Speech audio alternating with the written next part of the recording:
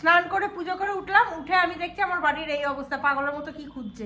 আমি বললাম কি খুঁজছো? বলছে বাইকের চাবি হারিয়ে ফেলেছি।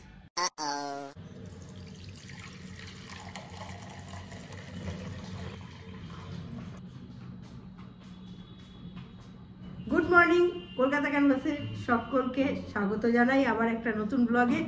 আজকে একটু ঠান্ডা ঠান্ডা ভাবটা তুলনামূলক কম লাগছে আমার, আমি জানি না, কিন্তু যদিও চাদর গায়ে দিয়েছি, কিন্তু না দিয়েই এতক্ষণ কাজগুলো করছিলাম আমি, খুব একটা অসুবিধা হচ্ছিল না। জানি না আমার শীতটা কমে গেল কিনা হঠাৎ আবার। তো ব্রেকফাস্টে আজকে আমাদের দুধ দিয়ে একটু কর্নফ্লেক্স খাবো, এনেছি কর্নফ্লেক্স, আনিয়েছি আর কি। এই যে কর্নফ্লেক্স বেশি আনাইনি, কারণ কর্নফ্লেক্স তারপরে পড়ে থাকে, জানো তো, নষ্ট হয়, আমি খাই না সেরকম। তো সেই কারণে এটা আজকে আমরা তিনজনে খাবো। আর কি কি এনেছে দেখতে হবে।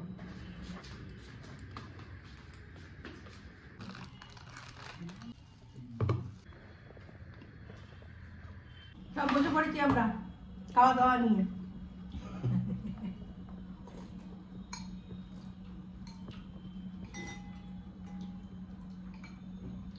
কেমন খাচ্ছ? চিমটি লাগে? পারফেক্ট। কর্নফ্লেক্স খেতে ভালোই লাগে, আমার ভালোই লাগে, খারাপ লাগে। আবার ছানার জিলিপি, আজকে মার আমি ফুটতি, ছানার জিলিপি আজকে ফুটতি মায়ের আজকে খুব মজা। মিষ্টি থাকলে মায়ের মজা। একসঙ্গে খেতে পারি না তো, না একটু করে খাই সারা রাত দিন। এটা ঠিক, মা একসঙ্গে অনেক খেতে পারে না, মানে একটাও পুরো গোটা খায় না, হাফ হাফ করে অল্প অল্প করে অল্প অল্প করে ঘুরে ঘুরে খায়।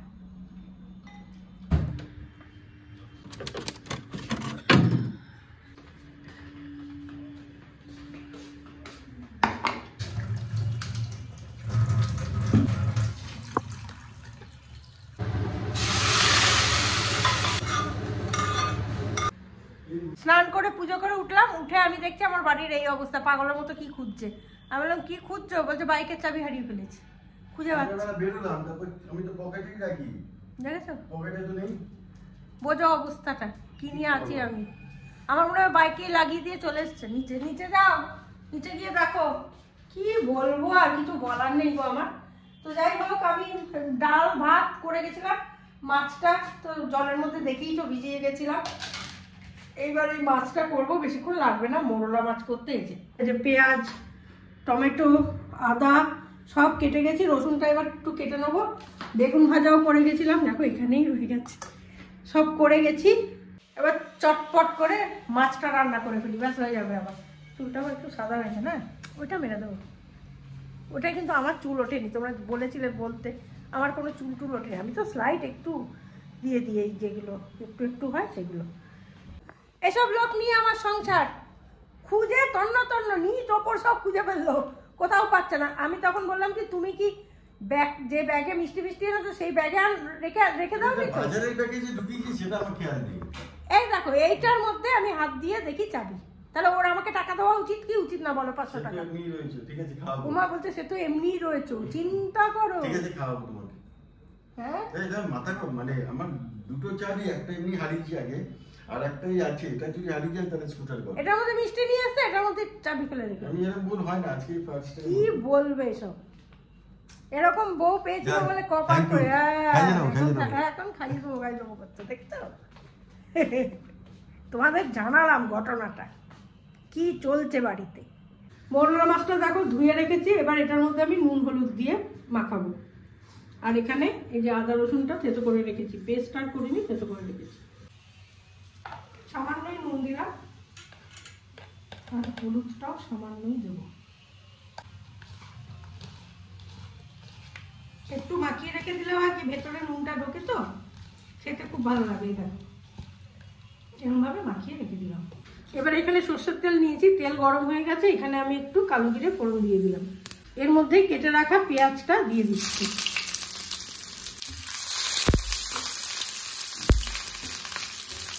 আলু কিন্তু আমি ভাজি নিয়ে দিচ্ছি, এখানে কেটে রেখেছি লম্বা লম্বা করে। এখানে যদি আলুটা তুমি না দাও তাহলে বেশি ভালো হয়, কিন্তু যেহেতু চন্দন আলু ভালোবাসে আর মাও তাই, আলু ছাড়া ওদের চলে না, সেই জন্য আমাকে দিতে হয়। কিন্তু সাধারণত মৌরলা মাছের যে ঝাল যেটা, সেটায় আলুর প্রয়োজন পড়ে না। পেঁয়াজও আমি খুব বেশি দিইনি, মশলা খুব বেশি আমি দিইনি। পেঁয়াজটা দেখো একটু মানে গোলাপি কালার হয়ে এসেছে, কিছু কিছু ভেজেও গেছে, মানে লালচে ভাব এসে গেছে। এই পর্যায়েতেই আমি টমেটো কুচিটা দিয়ে দেবো। এই যে টমেটো কুচি দিয়ে দিলাম।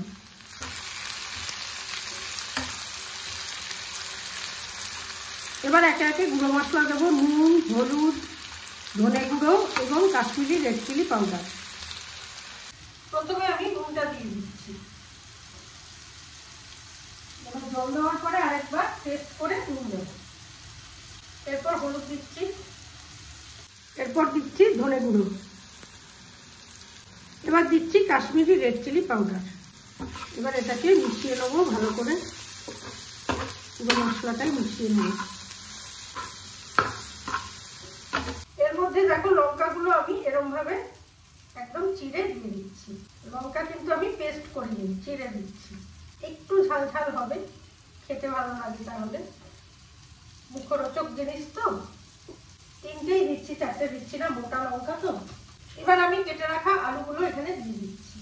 সামান্য জল দিয়ে দিচ্ছি, নাহলে মশলাটা পুড়ে যেতে পারে, সেই জন্য দিয়ে মিশিয়ে নিচ্ছি।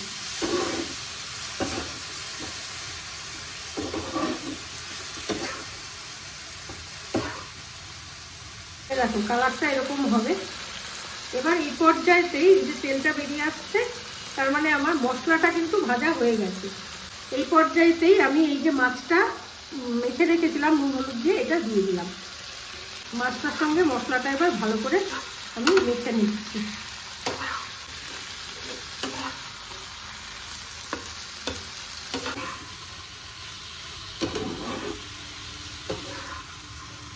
খুব বেশি জল দেবো না, মোটামুটি আলুগুলো সিদ্ধ হওয়ার মতো জল দেবো। যেহেতু জল দিলাম, আমি হালকা একটু নুনও দিয়ে দিচ্ছি। এবার এই যে জল দেওয়ার পরে একটু ফুটতে দেবো, এটাকে ঢাকা দিয়ে দিচ্ছি। ফ্লেমটা বাড়িয়ে দিলাম হালকা। এবার দেখো আমি হাফ আলুটা একটু সেদ্ধ করে নিলাম। এই পর্যায়ে আমি রসুন আর আদাটা উপর থেকে দিয়ে দিচ্ছি। এবার এটাকে আরেকটু কষাতে হবে, তাহলে রসুন আদার যে গন্ধটা, কাঁচা গন্ধটা, সেটা চলে যাবে। তারপরে যদি তুমি আবার এই গ্রেভিটা চাও, তাহলে আবার একটুখানি জল দেবে, জল দিয়ে ফোটাবে, এই গ্রেভিটা এসে যাবে। আর যদি মাখা মাখা চাও, তাহলে তো কোনো অসুবিধাই নেই। আলু একটা দেখিয়ে দিই তোমাদের। এই দেখো আলুটা কিন্তু এই দেখো সেদ্ধ হয়ে গেছে, বুঝেছো? আলুটাকে সেদ্ধ করে নিলাম জলটা দিয়ে। এইবার আমি একটু নাড়িয়ে চাড়িয়ে এটা নামিয়ে দেবো, আর ওপর থেকে একটু গরম মশলা দিয়ে দেবো। এবার একটু সামান্য গরম মশলা ওপর থেকে ছড়িয়ে দিই। কমপ্লিট আমার মোরলা মাছের ঝাল। খুব সোজা প্রসেস এবং খুব তাড়াতাড়ি হয়ে যায়। এবার আরেকটা কথা বলি, তোমরা যদি চাও আদা রসুনের যে পেস্টটা, সেটা তোমরা এই মাছ আর আলু দেওয়ার আগেও দিতে পারো, কিন্তু আমার একটু গন্ধটা ভালো লাগবে বলে আমি পরে দিলাম। একটু গন্ধটা থাকলে ভালোই লাগবে, কারণ এগুলো মুখরোচক খাবার তো, একটু রসুনের গন্ধটা ভালোই লাগে। ব্যাস, এবার আমি নামিয়ে দেবো। রান্না বান্না কমপ্লিট হয়ে গেছে, তোমাদের একটু দেখিয়ে দিই রংরূপটা কি হলো। এখানে রয়েছে মুসুর ডাল, এইখানে রয়েছে মোরলা মাছের চচ্চড়ি বা ঝাল, আর এইখানে রয়েছে বেগুন ভাজা। এই হচ্ছে আমাদের আজকের মেনু। সিম্পল মেনু, আজকে বেশি হজবরলও করিনি, একদম সিম্পল। কালকে প্রচুর খাওয়া দাওয়া হয়েছে, বুঝলে তো, আজকে একটু ওই জন্য শর্টকাট করেছি। তো যাই হোক, ভিডিও আমি এখানেই শেষ করছি। যদি ভালো লাগে তাহলে লাইক, শেয়ার, কমেন্ট করবে। নেক্সট ভিডিও নিয়ে আবারও আসছি, ততক্ষণের জন্য সঙ্গে রাখো, দেখতে থাকো তোমাদের একান্ত প্রিয় পরিবার, কাছের পরিবার, সবার পরিবার, গজার পরিবার, কলকাতা ক্যানভাস। আর গান অবশ্যই গাইবো। বনে নয় মনে মোর পাখিরাজ গান গায়, এই ঝিরে ঝিরে হাওয়া দোলা দিয়ে যায়, গুনগুন গুনগুন ভ্রমরের ফাল্গুন ডাকে মোরে আয় আয় আয়, বনে নয় মনে মোর পাখিরাজ গান গায়, বনে নয়। যাওয়ার আগে তোমাদের দেখিয়ে দিই চন্দন কতগুলো গাছ এনেছে। এই দেখো, এই গাছ একটা এনেছে। এটা কি গোলাপ গাছ এনেছে না কি গাছ এনেছে গো, জানি না, দেখতে হবে। এই একটা গাছ এনেছে, জানি না এই ফুলগুলো আদৌ রাখতে পারবো কিনা বাঁচিয়ে। পশ্চিম দিকে না হয় না গো গাছ। ঝাউ গাছটা এবার বেশ ভালো এনেছে, পুষ্ট এনেছে। তো চলো টাটা, আজকের মতো বিদায় বন্ধু, আবার কাল দেখা হবে।